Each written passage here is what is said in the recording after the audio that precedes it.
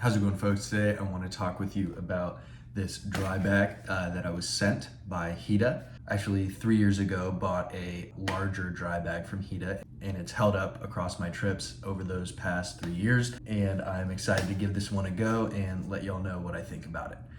I'm going to do a little unboxing. I'm going to show you the product in use, give you a little demo, give you a little test as we open it.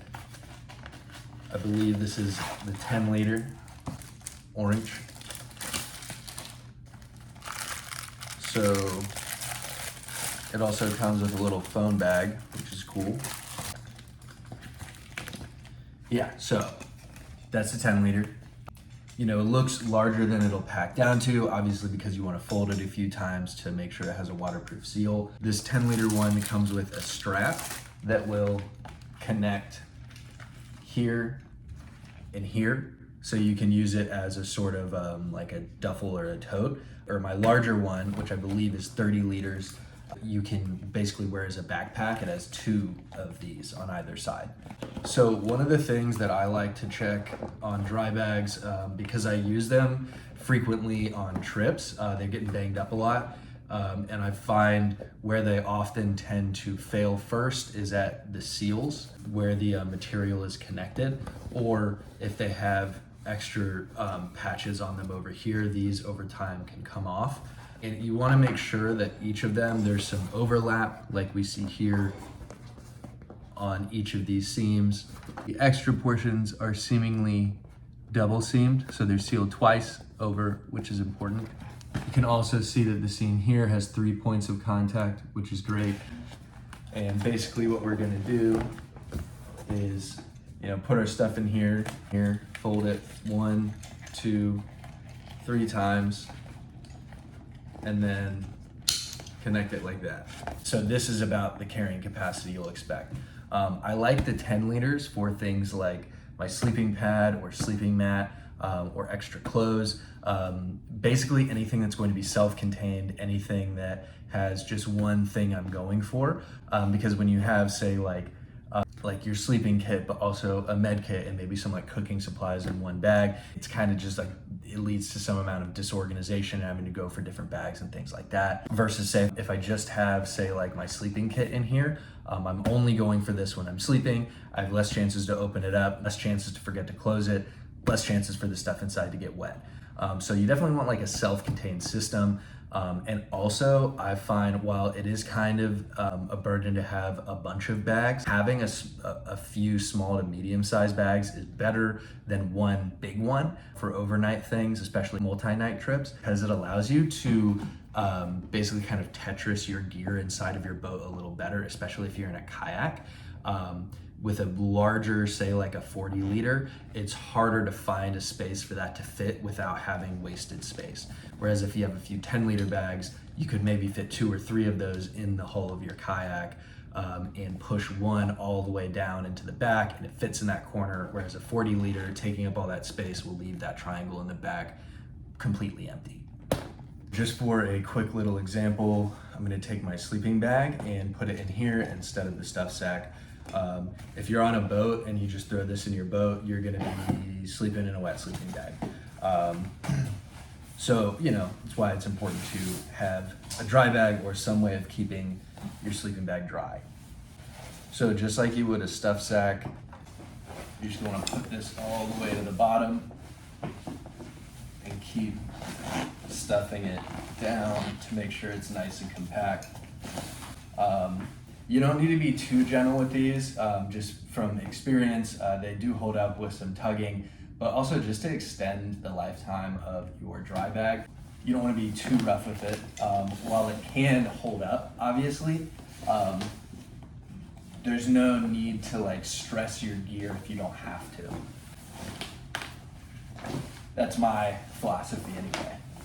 While being gentle with your gear is rarely a bad idea, I don't want that to leave the impression that these dry bags from Heeta are fragile. I've put these under a lot of strain during my trips, especially my 40-liter one, and it's held up through everything that I've thrown at it. Okay, so we've got this in here with, little to no wasted space. Now I'm gonna squeeze some of the air out of it. 1, 2, 3.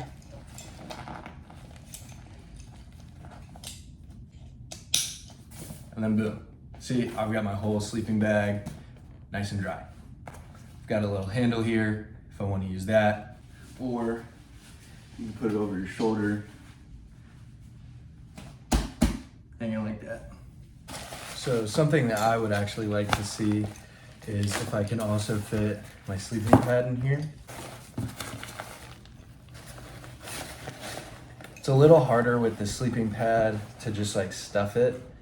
Just because the material is a little less pliable.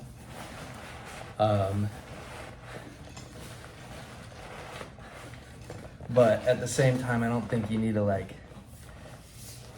fold it up the same way every time. I'm gonna get some air out of it.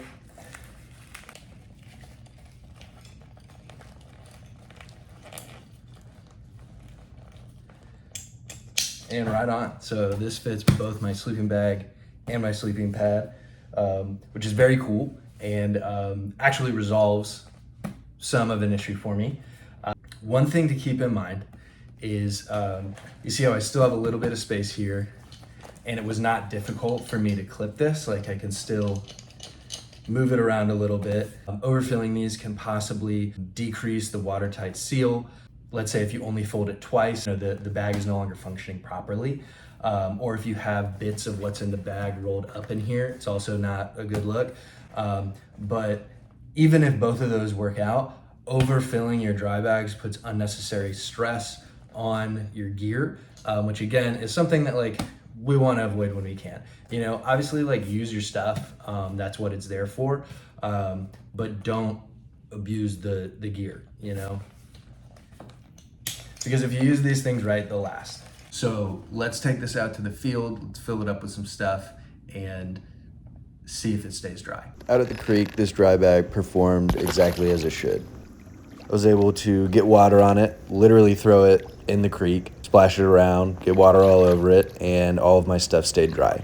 And typically the dry bags will float so long as you don't overload it with heavy objects, which is ideal for most situations. Typically, you're not going to be throwing your stuff in your dry bag into the water. It might be getting splashed on. It might be in a boat that has some water in it. But even after throwing it in the water, it kept my stuff nice and dry, which is what you want to see. One important thing to point out is that if you put these dry bags under more stress than they're designed for, they will leak a little bit.